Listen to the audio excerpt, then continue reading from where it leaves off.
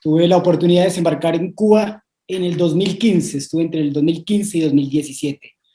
Entonces, lo que yo pueda contar, lo hago siempre desde mi lugar de enunciación, que es el periodismo, que es prácticamente, a mí me pagan por ir a ver y contar.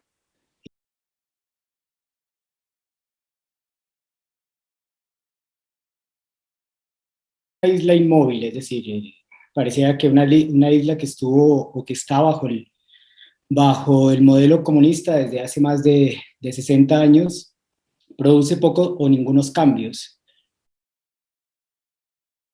También se estrella uno sobre la paradoja de que todo el mundo sabía algo de Fidel Castro, pero poco nadie sabía de Cuba.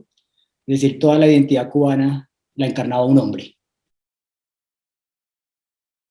Es un comunismo que mantiene la característica política de los comunismos, es decir, un régimen de partido único, pero que coquetea con el mercado, coquetea incluso con las aperturas silenciosas. Lo que a Cuba no le gustaba en ese momento era ser escrutada, es decir, quería cambiar, pero no quería que le impusieran los ritmos de ese cambio.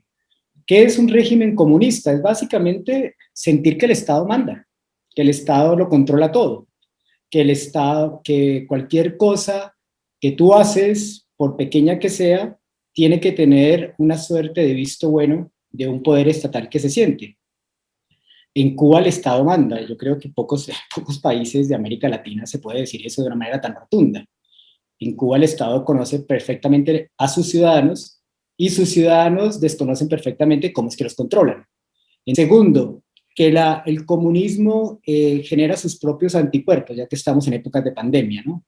Entonces, hay un mercado negro, hay un mercado donde prácticamente se consigue todo, y que el Estado es complaciente con ese mercado negro porque también es una forma de control. ¿Cómo controla el Estado comunista?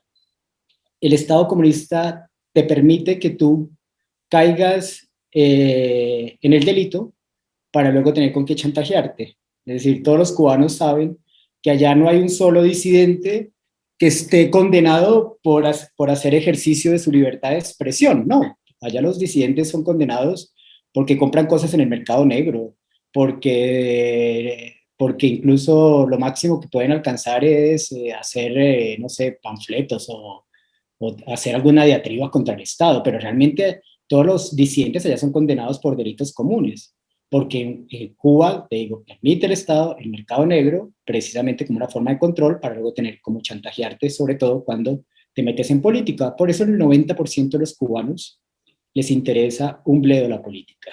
Ellos están más distraídos en la vida real, que eso es una cosa que tú comparas ahora con los venezolanos, que ellos sienten haber padecido la fórmula cubana, y es que te dicen, te tienen tan distraído buscando cosas, torciendo al mismo Estado, que obviamente la política pasa a ser lo de menos. Cuba tiene una obsesión por los turistas que poco país tiene, es decir, después del 90, cuando Fidel Castro se ve obligado a abrir la isla porque sencillamente se desploma y se incorpora el dólar, entonces llegan los primeros turistas. Entonces, la primera medida de Fidel Castro fue crearle un cordón sanitario a los turistas. Es decir, hay un Cuba para los turistas y un Cuba para los cubanos. Y el turista hoy le excita, le emociona encontrarse un cubano que le diga la frase cliché, yo te voy a decir cómo es realmente Cuba, yo te voy a llevar a la Cuba de verdad. Entonces, hay dos relatos, la Cuba oficial y la Cuba real. Y el Cuba le ofrece una aventura casi que clandestina, es un histrionismo, pero así se vende, al turista. Entonces, si a eso le juntas otros clichés, como ron, tabaco, sexo, pues evidentemente estás en un paraíso.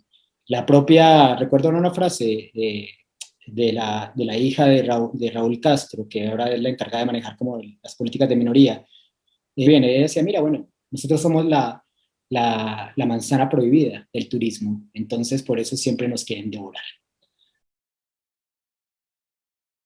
Es gente espontánea, de muy buen humor, de buen gusto, ¿sí? A pesar de su precariedad. Eh, no es cierto, como se le vendió al mundo, digamos que es una sociedad educada, no, es una sociedad escolarizada. Pero entonces esa curiosidad genuina, más esa alegría, más esa buena vibra, hace que tú te sientas bien acogido.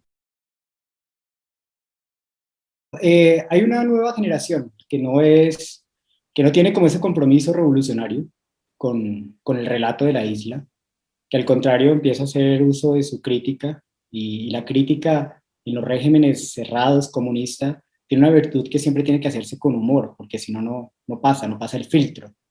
Entonces, tienen un muy buen humor y esa nueva generación, digamos, lo explota, sabe contar su realidad la Fábrica del Arte, ¿no? Que es un espacio maravilloso, son 3 pisos donde se baila bien, se ve muy buena fotografía, se come muy bien y todo eso reunido en un espacio y en una fábrica, como para que no pierda la mística y del relato cubano del Partido Obrero, ¿no? Y es todo en una fábrica.